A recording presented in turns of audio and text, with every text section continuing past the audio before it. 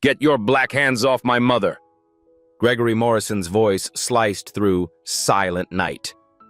Simone Taylor froze, spoon mid-air, soup dripping onto white linen. Sir, she couldn't eat alone. I was helping. Helping? Gregory stepped closer. $3,000 suit, $50,000 watch. You're a waitress. $11 an hour. You don't touch people like us. I apologize, sir. You're sitting at my family's table, feeding my mother, like you belong here. Simone lowered her eyes. Then Gregory saw it. His mother was smiling. Eleanor Morrison, 81, stage 4 Parkinson's, 3 years without a smile, 11 caregivers, $40,000 a month. Nothing worked. A black waitress in a stained apron did what all of them couldn't. Gregory stared at the woman he'd never noticed. 3 years she'd worked here. 3 years invisible.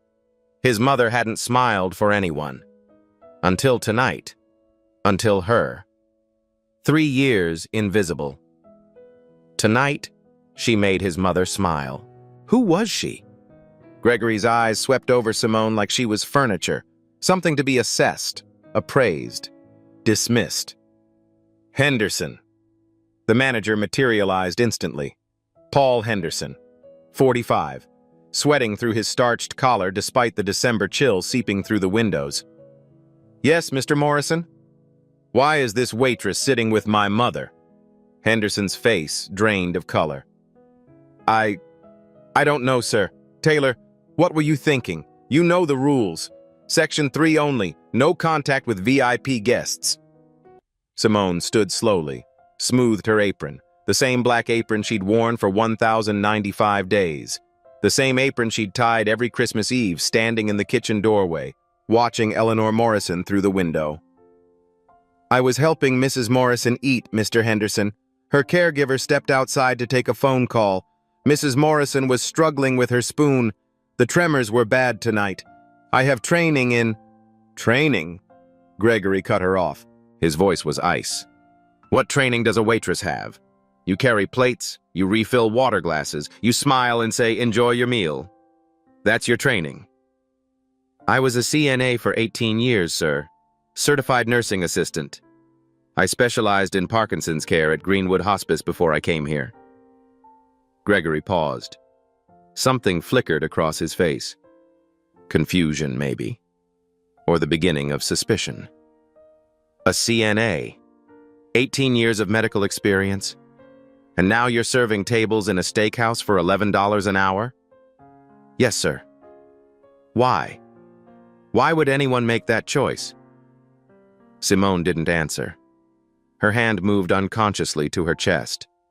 Beneath the white uniform shirt, hidden under the fabric, hung a thin chain. And on that chain, something she never took off. She caught herself, dropped her hand.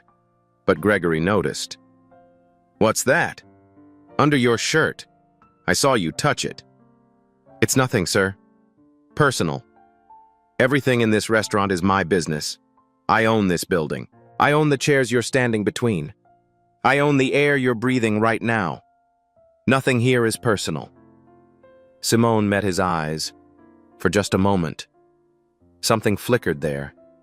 Something that wasn't submission. Something that looked almost like defiance. Not this, sir. The two words landed like stones in still water.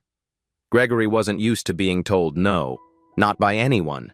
Certainly not by someone in a stained apron who made $11 an hour. Someone who should have been invisible. He opened his mouth to respond. But Eleanor made a sound. A soft moan. Her trembling hand reached across the table, fingers grasping toward Simone like a child reaching for comfort. Mom. Gregory moved to her side, knelt beside the wheelchair. Are you okay? Did she hurt you? Did she do something wrong? Eleanor shook her head, slow, labored. Her eyes never left Simone's face. She knows. Knows what, Mom? What does she know? Eleanor's lips moved. No sound came out.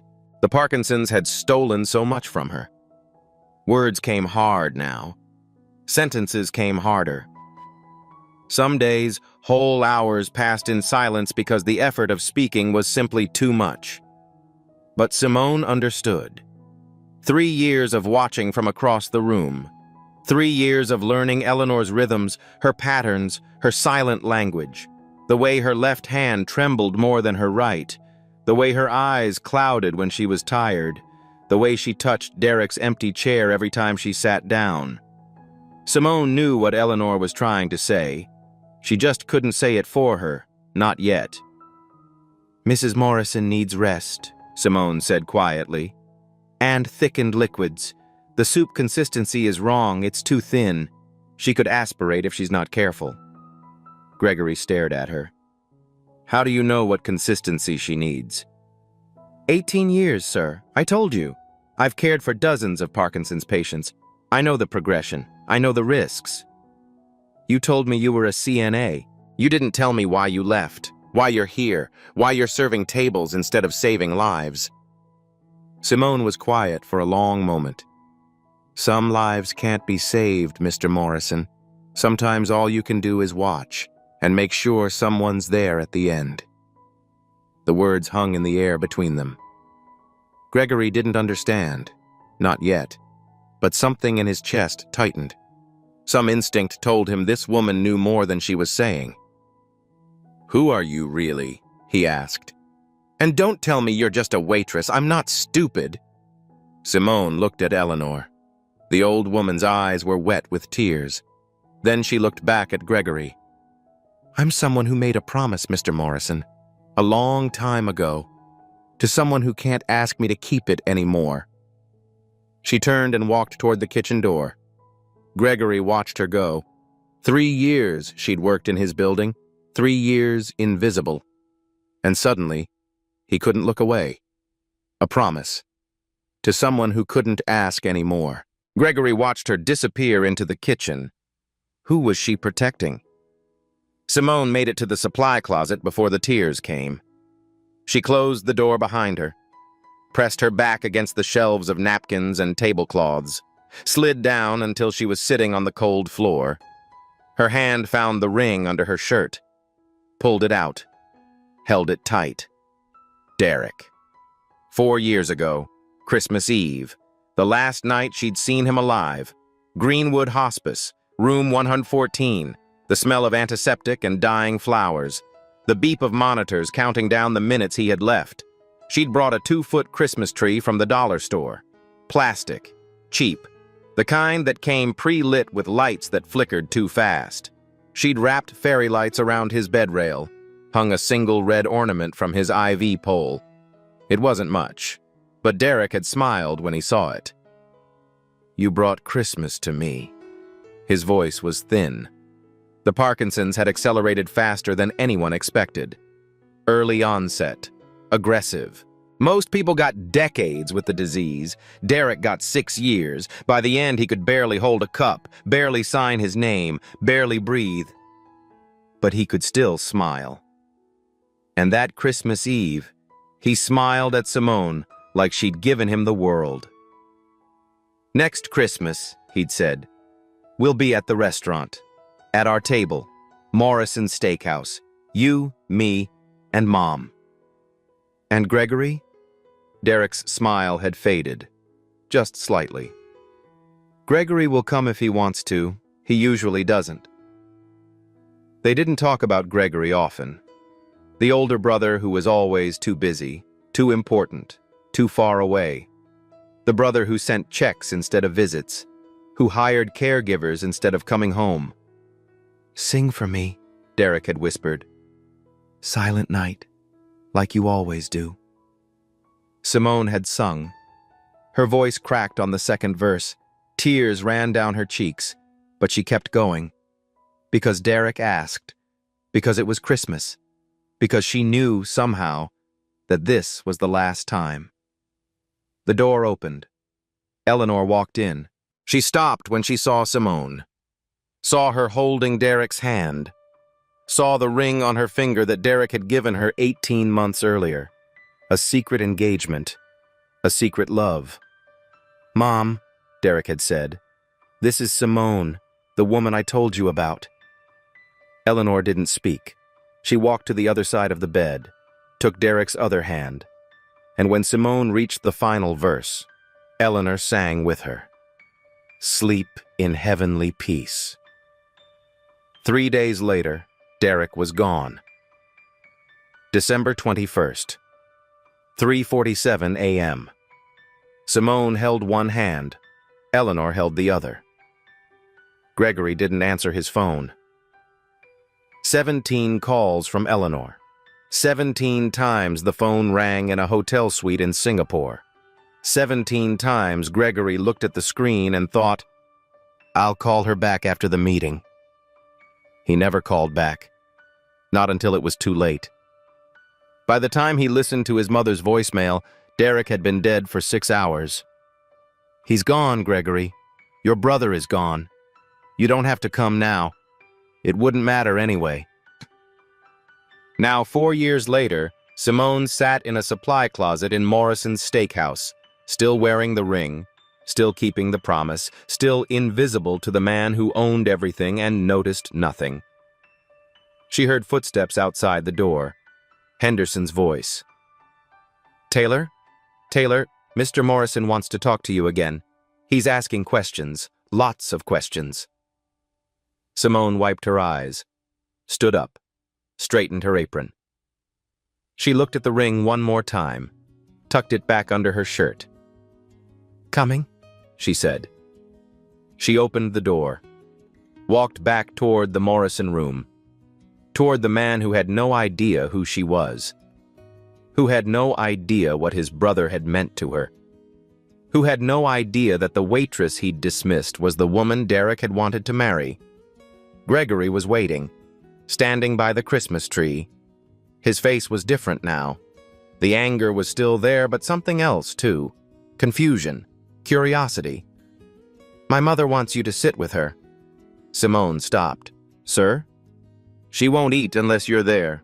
She keeps reaching for you. I don't understand it, but she wants you." "I'm just a waitress, sir." "No." Gregory's eyes narrowed. "You're not. I don't know what you are yet, but you're not just a waitress." He stepped aside, gestured toward the table. "Sit. Feed her. And then you're going to tell me everything, starting with how you know my brother's name." Simone's blood went cold. "How did you—" "She said his name. While you were gone, she said Derek, and she pointed at you." Gregory's voice was hard. "My brother died 4 years ago. So tell me, Miss Taylor, how does a waitress know a dead man's name?" She said Derek's name, pointed at Simone. 4 years dead. How did a waitress know him? The main course arrived at 7:48 p.m. Gregory had insisted on ordering for everyone.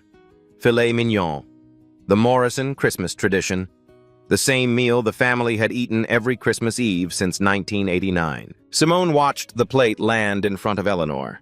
Thick cut, medium rare, beautiful presentation, completely wrong. "Sir," she said carefully, "Mrs. Morrison needs a modified diet. The filet is too solid." She could choke. Gregory didn't look up from his phone. "My mother loves filet. She's been eating it for 35 years. That was before the Parkinson's progressed to stage 4. Her swallowing reflex is compromised. She needs soft foods, pureed if possible. This texture could kill her." "I didn't ask for a medical lecture. I asked for dinner." Simone pressed her lips together, said nothing more. Candace, the caregiver, had returned from her phone call. She looked nervous, uncertain. She'd only been working for the Morrisons for 3 months. She didn't know Eleanor's patterns yet, didn't understand the warning signs that Simone had memorized years ago. "Should I cut it smaller?" Candace asked. "Into very small pieces," Simone said. "Pea-sized. And tilt her wheelchair back slightly. 15 degrees. It opens the airway." Candace nodded, started cutting. Her technique was wrong, the pieces were still too large, but Simone couldn't say anything else. Gregory was already glaring at her. The first few bites went fine. Eleanor chewed slowly, swallowed with effort. Her hand trembled as Candace brought the fork to her mouth. Then it happened. 7:52 p.m. A piece of fillet, too large, not chewed enough. Eleanor's eyes went wide. Her mouth opened. No sound came out. Silent aspiration. The most dangerous kind. No coughing, no gagging. Just silence as the airway closed. Eleanor's lips turned gray, then blue. Her hand clawed at her throat. Candace screamed. "She's choking! Someone help! She's choking!" Gregory jumped up, knocked his chair over. "Mom! Mom, can you hear me?" He didn't know what to do. Stood there frozen. Phone in hand, completely useless. Simone was already moving. "Everyone back! Now! Give me room!" She reached Eleanor in 3 steps, assessed the situation in 2 seconds. Blue lips, silent, no air moving. 60 seconds until brain damage, 90 until death. "This isn't standard Heimlich," Simone said, positioning herself behind the wheelchair. "She has osteoporosis. Parkinson's has weakened her bones. I thrust too hard, I break her ribs, pierce a lung, kill her." She tilted the wheelchair back, 15 degrees, placed her hands on Eleanor's sternum. Not a fist. Flat palms, gentle pressure. Modified abdominal compression, pulse, not thrust. Watch and learn. 1, 2, 3. Her hands moved with 18 years of precision. Controlled, careful, each compression a calculated risk. "Mrs. Morrison, Eleanor, I need you to try to cough. Push it out. You can do this. You're strong. Push." 4, 5. Eleanor's face was purple now, 45 seconds gone. "Come on. Come on. Don't give up. Not tonight. Not on Christmas." 6, 7. A sound, wet, desperate, like a drain unclogging. Eleanor coughed.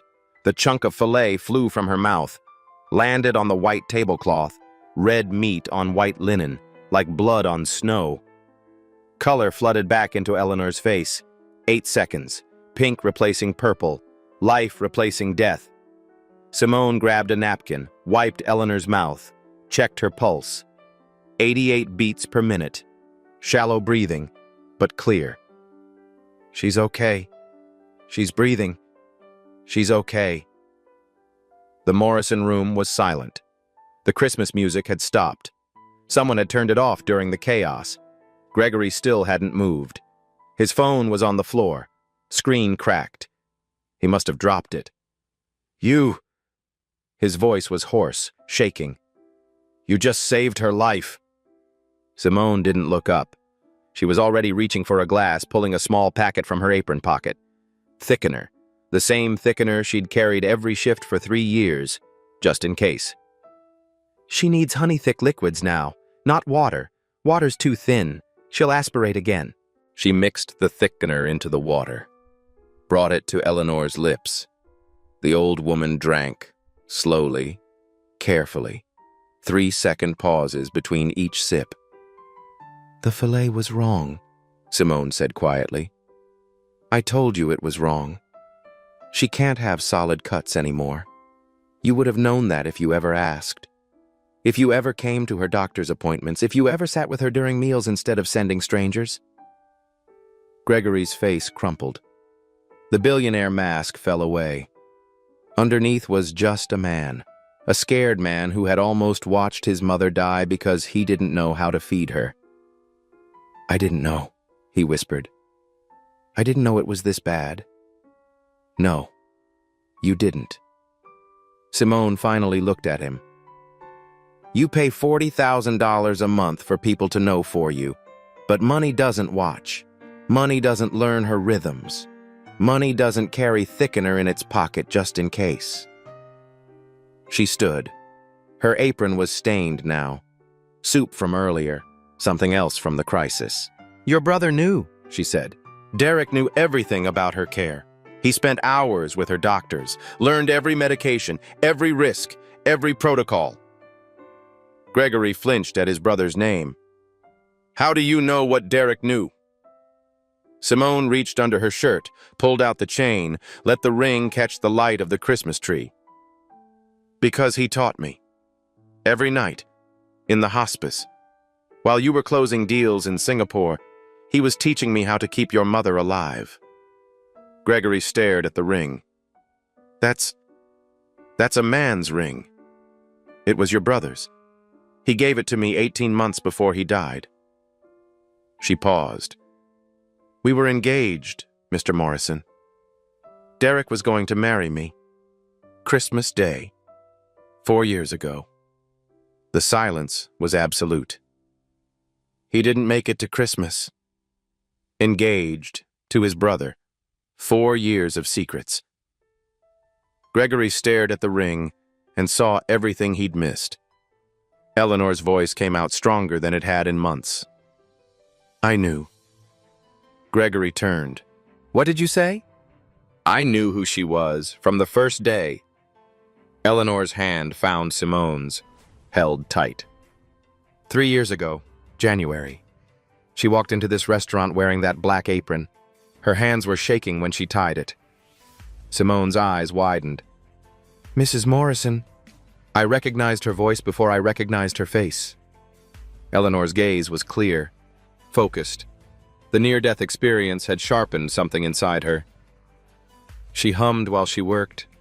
Silent Night, the same song she sang for Derek in the hospice. Gregory looked between them. You knew? For 3 years you knew she was here? Why didn't you say anything? Because I needed to be sure. Eleanor squeezed Simone's hand. I needed to know why she came, whether it was for the money, for revenge, for the lawsuit Victoria kept warning me about. Gregory's head snapped toward Simone. Lawsuit? What lawsuit? I dropped it. Simone's voice was barely audible. 6 months ago. I dropped the lawsuit. What lawsuit? Eleanor answered for her. She sued the estate for $2 million, the money Derek left her in his will. Derek left her money? Derek had a will? Victoria blocked it, called it fraud, said Simone had manipulated Derek during his illness, exercised undue influence over a dying man. Eleanor's voice hardened. Victoria lied. Gregory ran a hand through his hair. This is insane. This is absolutely insane. My brother had a secret fiancé. He left her money. She sued us, and now she's working as a waitress in our restaurant? She dropped the lawsuit, Eleanor repeated. 6 months ago. No settlement, no payment. She just let it go. Why? Simone finally spoke. Because that's not why I came. The lawsuit was grief, anger. Victoria had me removed from Derek's funeral, said I was a predator, said I had no claim to him. And the $2 million? I don't want his money. I never wanted his money. Simone's eyes were wet. I wanted his family to know I existed, that we were real, that 6 years of loving him wasn't something I imagined. Eleanor looked at her son. 3 years, Gregory. She's been here 3 years, serving tables, making $11 an hour, watching me from across the room, never approaching, never asking for anything. Then why stay? Why put yourself through that? Simone pulled out a piece of paper from her apron pocket, worn, soft, folded 1,000 times. Because of this. Because Derek asked me to. She didn't unfold it. Not yet. But she held it like it was holy. He wrote me a letter, the night before he died, Christmas Eve.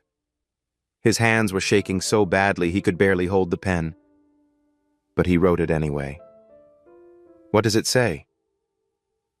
It says, to find you. Simone looked at Eleanor. To stay close to you, to watch over you, any way I could. Eleanor smiled. That same smile that had started everything. Any way she could? Eleanor repeated. So she became a waitress. She became in a restaurant she knew I visited every Christmas. Just to see my face. Just to know I was still alive. Gregory sat down heavily. 3 years. You've been keeping a promise to my dead brother for 3 years, and I didn't even know your name. Any way she could. Derek's last wish. Simone had spent 3 years in an apron keeping it. They left Morrison's steakhouse at 10:15. Gregory drove. No chauffeur, no town car, just his Range Rover and the weight of everything he'd learned. Simone sat in the back seat, still wearing her apron. She hadn't had time to change, hadn't even clocked out. Henderson would probably mark her as having abandoned her shift. 3 years of perfect attendance ended on Christmas Eve. She didn't care. The drive to Greenwich took 45 minutes. Snow fell gently on the windshield. Wipers swept back and forth in a hypnotic rhythm. Christmas lights twinkled in every window they passed. Normal families having normal holidays, unaware of the drama unfolding in the black Range Rover gliding past. Eleanor slept in the front passenger seat. The choking had exhausted her, but her hand still reached back, fingers wrapped around Simone's wrist. Even in sleep, she didn't want to let go. Gregory watched them in the rearview mirror. She's never done that before, he said quietly. Reached for someone like that. Not even me. Simone didn't respond. The caregivers, they're professionals. They do their jobs, but she never reaches for them. She tolerates them. There's a difference. There is. But she reaches for you. She knows who I am, Mr. Morrison. She's known for 3 years. I'm not a stranger to her. I'm not someone you hired. I'm someone who showed up. Gregory was quiet for a long moment. I should have shown up. Yes, you should have. I thought if I paid enough, if I hired the best people, I thought that was the same thing. It's not. I know that now. The Morrison estate appeared through the trees. White columns, gray stone, a 10-foot Christmas tree blazing in the front window. The kind of house that appeared in architectural magazines. The kind of house that looked warm from the outside but could feel like a museum inside. Simone had never been here before. Derek had described it to her. The long driveway, the fountain that froze over in winter, the wraparound porch where he used to sit with his mother on summer evenings. She'd imagined it 1,000 times, but imagination was different from reality. A night nurse was waiting at the door. Gregory had called ahead. Another stranger, another professional. I can take her in, the nurse said, reaching for Eleanor's wheelchair. No, Gregory's voice was firm. Simone will do it. The nurse blinked, looked at Simone's stained apron, her messy hair, her red-rimmed eyes.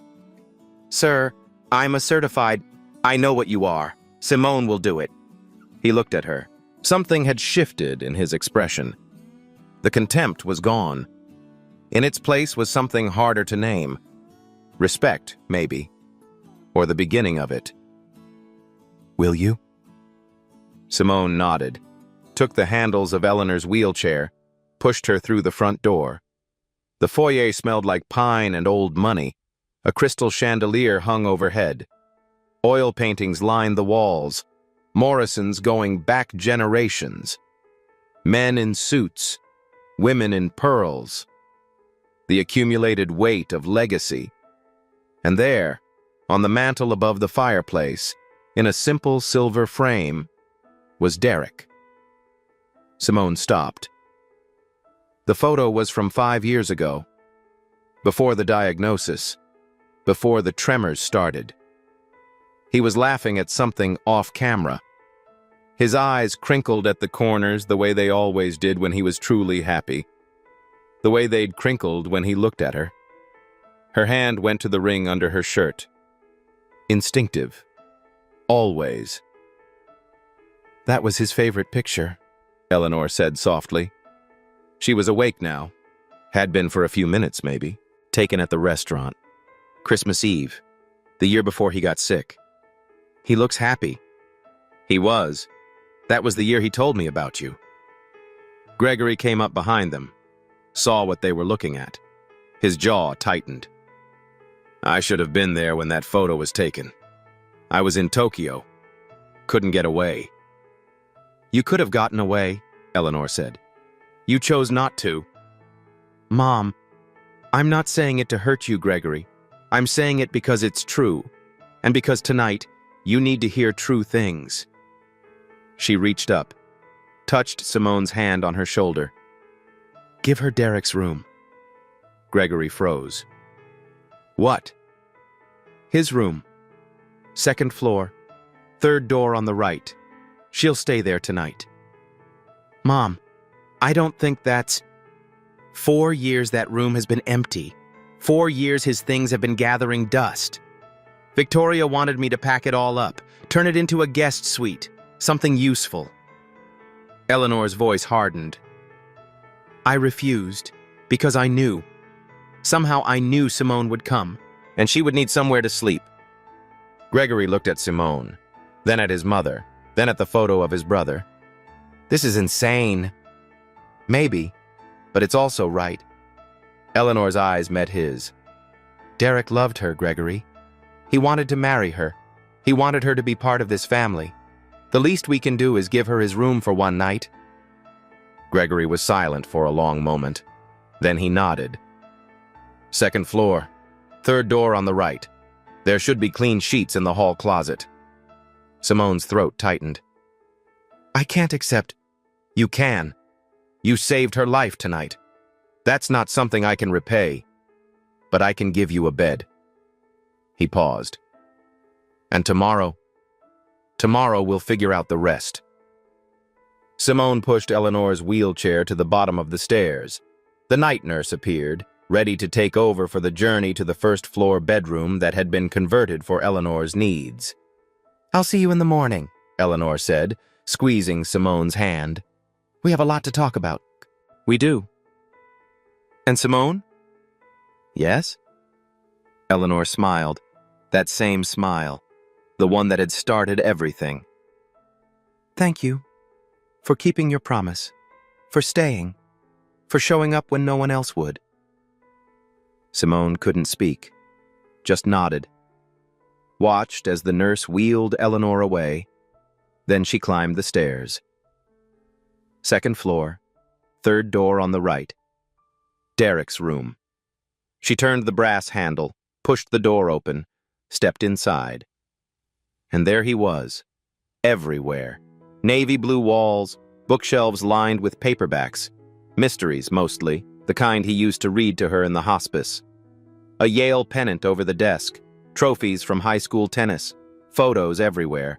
Derek at graduation, Derek with Eleanor. Derek as a child, holding Gregory's hand. And there, on the nightstand, a photo she'd never seen before. Her. Simone at a coffee shop, laughing, unaware the photo was being taken. Derek must have captured it without her knowing. Must have printed it, framed it, kept it here in his childhood room where no one would think to look. She picked it up, held it to her chest. I found her, she whispered to the empty room. To Derek, to the ghost of him that lingered in every corner. I kept my promise. I'm inside now. I'm home. The tears came. 3 years of them. 3 years of watching from across a restaurant. 3 years of silence and patience and waiting and hoping. She changed out of her apron, found one of Derek's old sweaters in the closet, soft blue cashmere. It still smelled faintly of him, or maybe that was her imagination. Maybe after 4 years, the smell was gone. But she could pretend. She climbed into his bed, pulled the covers up. And for the first time since he died, she slept without nightmares. She dreamed of Christmas morning instead, but Christmas morning was 3 days away, and Victoria Morrison was already on her way home. She slept in Derek's bed, wore his sweater, finally home. But Victoria was coming. And Victoria never forgave. December 27th, 7:15 p.m., 3 days after Christmas. Victoria Morrison's heels struck the marble foyer like hammer blows, each step a declaration of war. What the hell is she doing here? Simone looked up from Eleanor's dinner tray. Oatmeal tonight, honey-thickened applesauce, soft foods, safe foods, 3 days without incident. Victoria. Gregory appeared in the doorway. He looked tired, dark circles under his eyes, too many conversations with Eleanor, too many revelations. I can explain. Explain? Victoria's voice could shatter crystal. Explain why the woman who sued our family for $2 million is feeding our mother? Explain why she's wearing Derek's clothes? Explain why she's sitting at our table like she has a right to exist in this house? Victoria. I got a call from Henderson. He said you took the Christmas Eve waitress home. I thought it was a joke. Victoria's eyes locked on Simone. Cold, calculating. I see it's not. Eleanor tried to speak. Her voice came out thin, weak. Victoria, you need to listen. No, Mom. You need to rest. Victoria didn't even look at her. This is between me and Gregory. And her. She pulled out her phone, started reading from the screen. Simone Taylor, former CNA at Greenwood Hospice, filed a $2 million lawsuit against the Morrison estate 14 months ago. Claimed Derek Morrison left her money in a secret will. Case was dismissed due to lack of evidence and suspected undue influence over a terminally ill patient. She looked up, smiled, the smile of a predator who'd cornered her prey. She's a professional, Gregory, a con artist. She targets dying men, makes herself indispensable, and then goes after their estates. I dropped the lawsuit, Simone said. Her voice was calm. She'd been expecting this, dreading it, but expecting it. 6 months ago, voluntarily. After your case fell apart? After our lawyers proved you had no legitimate claim. After I realized the money didn't matter, it was never about the money. Then what was it about? Victoria stepped closer. Revenge? Attention? You couldn't have Derek, so you decided to destroy his family instead? I loved him. You manipulated him. He was sick, vulnerable, and you took advantage. Victoria. Gregory's voice was sharp. That's enough. It's not enough. Not even close. Victoria turned on him. Do you know what else she did? She applied to 3 different restaurants owned by Morrison Capital. 3. This was the only one that hired her. The only one where Mom eats every Christmas Eve. Gregory's face changed. Is that true? Simone hesitated. I needed to be close to her. Derek asked me. Derek is dead. Victoria's voice cracked like a whip. Dead men don't ask for anything. Dead men leave estates. And you wanted yours. That's not 3 years, Gregory. 3 years she's been stalking our family, watching, waiting. And the moment Mom choked, the moment you were vulnerable, she made her move. She saved Mom's life. Did she? Or did she create a situation where she could look like a hero? Victoria's eyes narrowed. She's a trained CNA. She knows Parkinson's. She knows choking protocols. What if she knew exactly when to step in? What if she was waiting for exactly this moment? That's insane. Is it? She sued us for $2 million. She's been working in our restaurant for 3 years. She seduced our dying brother, and now she's sleeping in his bed. Victoria turned to Gregory.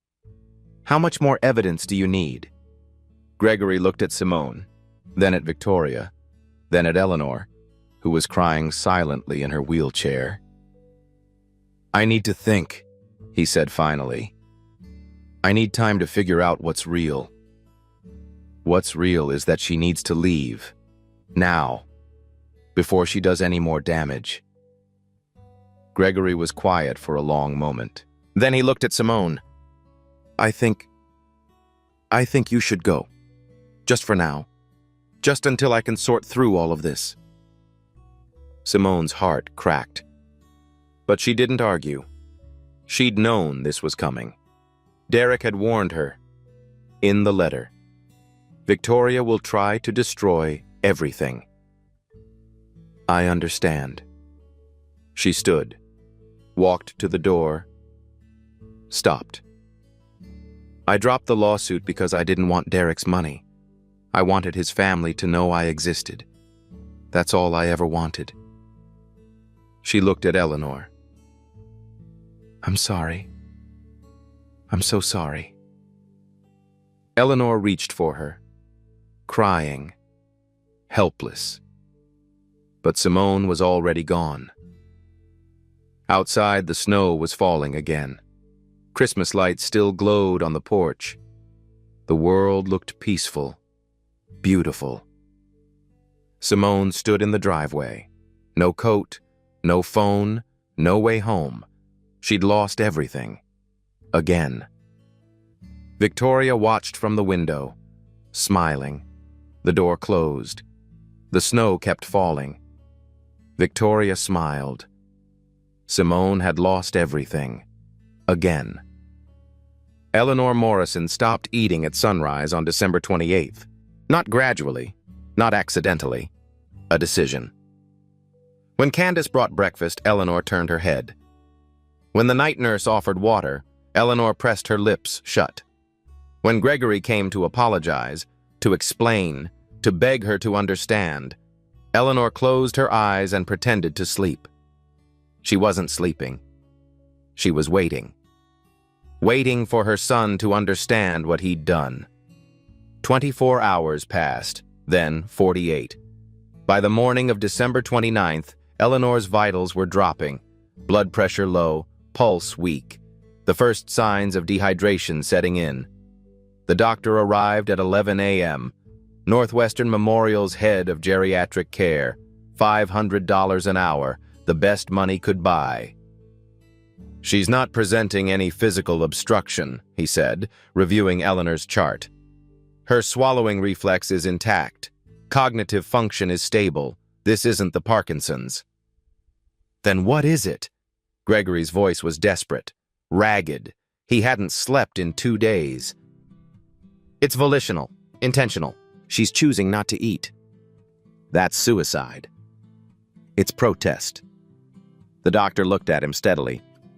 I've seen this before in elderly patients who feel they've lost control of their lives. They stop eating as a way of asserting agency, the only power left to them. Agency over what? That's a question you'll have to ask her yourself, Mr. Morrison. I can treat her body. I can't treat her heart. The doctor left.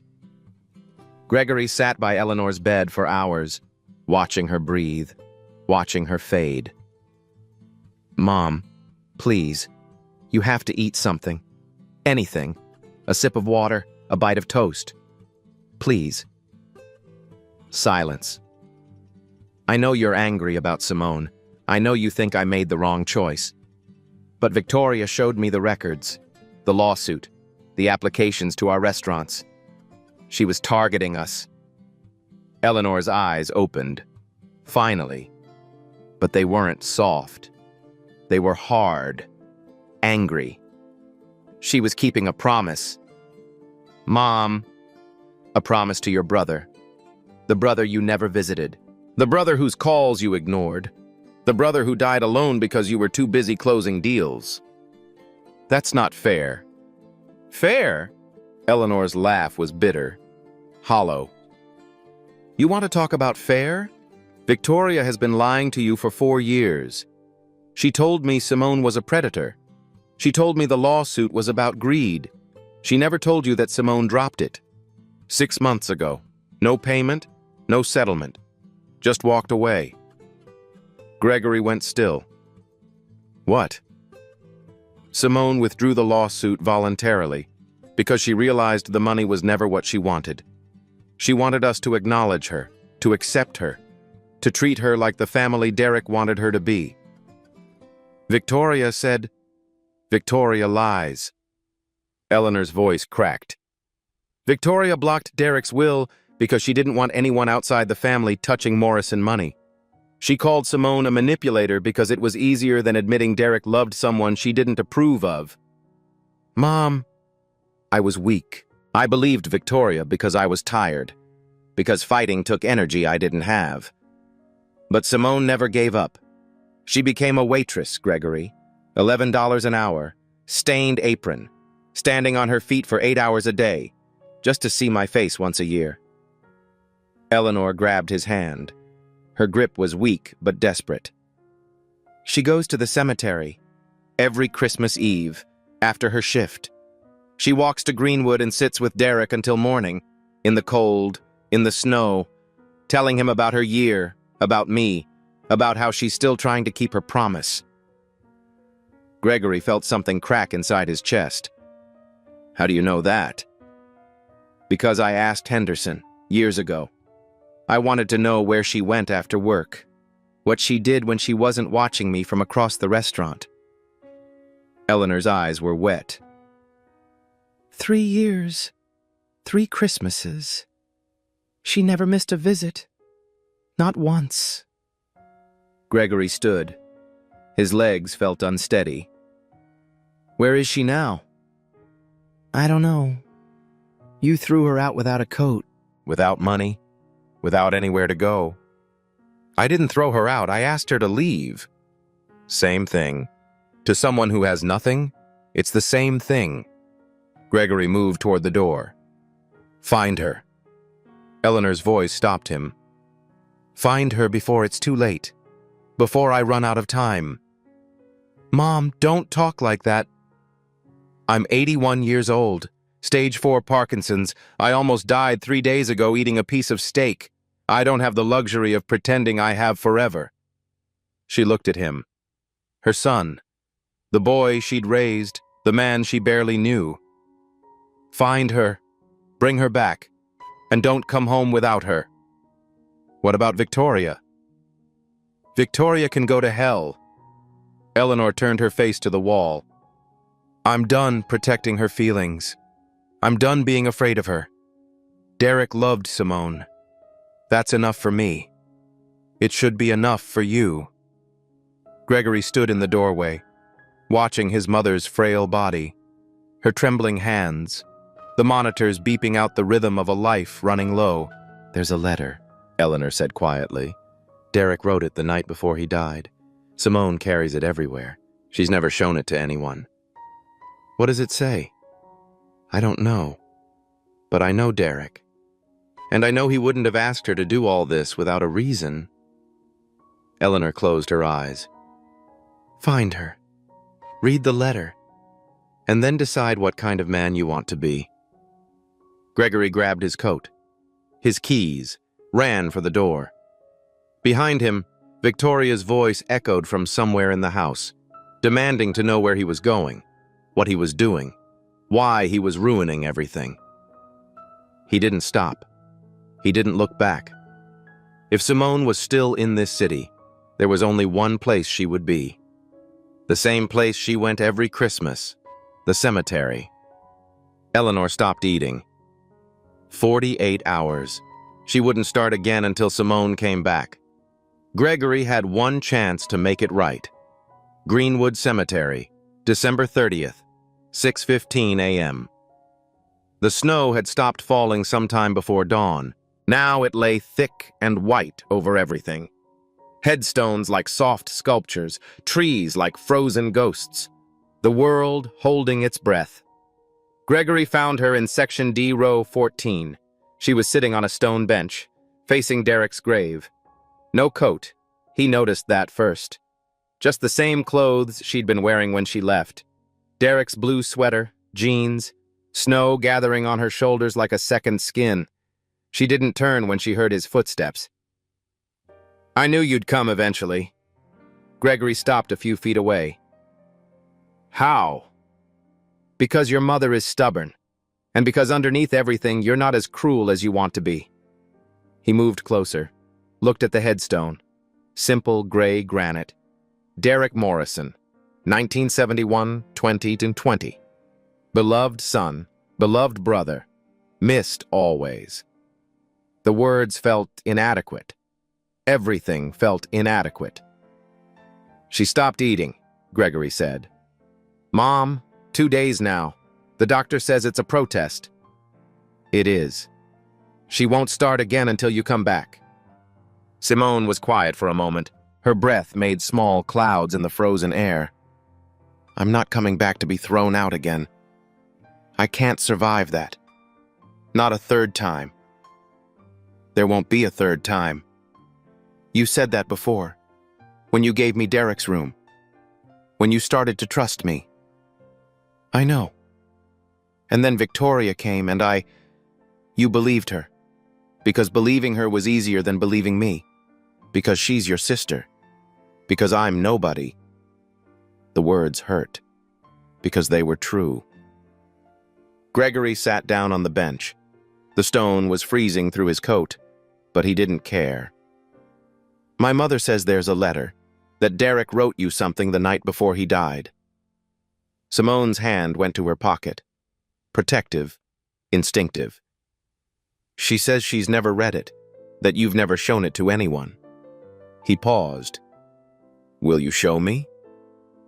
Simone didn't move for a long moment.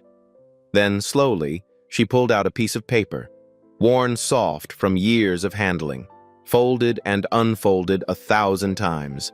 He could barely hold the pen, she said quietly. The tremors were so bad, but he wrote for 20 minutes, crossed things out, started over. It took everything he had left. She held the letter out. Gregory took it, unfolded it with trembling hands. The handwriting was shaky, almost illegible in places, but the words were clear. Simone, when you read this, I'll be gone. I'm sorry for hiding you, for making you wait, for being too much of a coward to tell my family the truth. I know what's going to happen next. Victoria will come for you. She'll try to destroy everything, call you a predator, a gold digger.